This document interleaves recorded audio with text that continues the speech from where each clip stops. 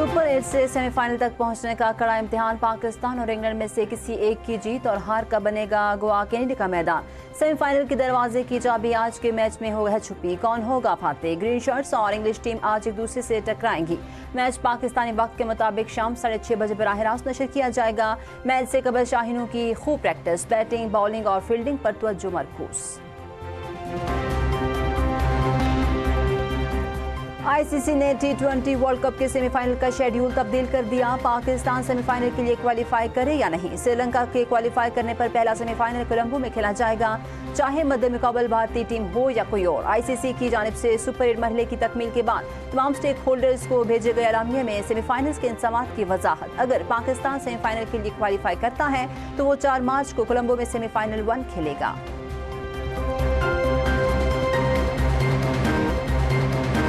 बानी पीटीआई का पिम्स अस्पताल में आंख का दूसरा मुआयना। बानी की मुतासरा आंख की बीनाई के लिए दूसरा इंजेक्शन लगा दिया गया। पिम्स के जारी करदा एलामिया में कहा गया बानी पीटीआई को NTVEGF इंट्रावेट्रिकल इंजेक्शन की दूसरी डोज दी गई।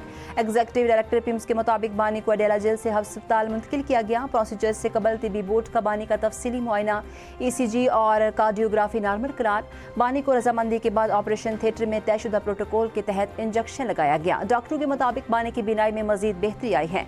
जराये के मुताबिक बानी पीटीआई ने खुद भी डॉक्टरों के सामने इस बात का इजहार किया कि इनकी आंख बहुत बेहतर हो रही है, इन्हें अब बेहतर दिखाई देता है। बानी जरूरी हिदायत, फॉलोअप मशवरे, नुस्खे और दस्तावेजात के साथ डिस्चार्ज वापस अडेला जेल मुंतकिल कर दिया गया।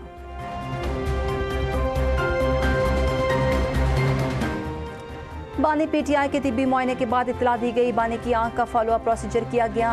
चेयरमैन तहरीक इंसाफ बैरिस्टर गौहर का एक्स पर बयान। कहा पार्टी का भी वही मुतालबा है जो बानी की फैमिली का है। बानी पीटीआई को शिफा इंटरनेशनल अस्पताल मुंतकिल किया जाए।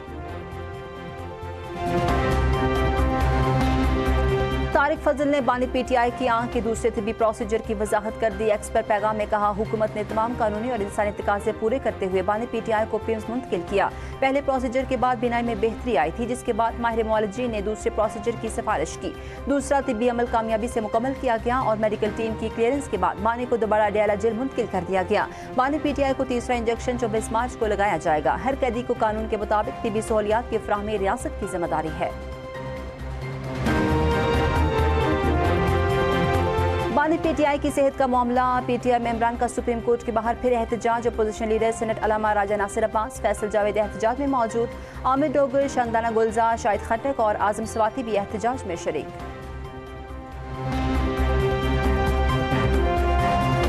बानी पीटीआई से जेल में मुलाकात का दिन। बानी की बहन नूरिन न्याजी ज़ेर तामीर नाला में गिर गई। नूरिन न्याजी नमाज के लिए दहगल पर इमारत के अंदर जाना चाहती थी। दहगल नाका पर नाला पार न कर सकी, गिरने से जख्मी हो गई।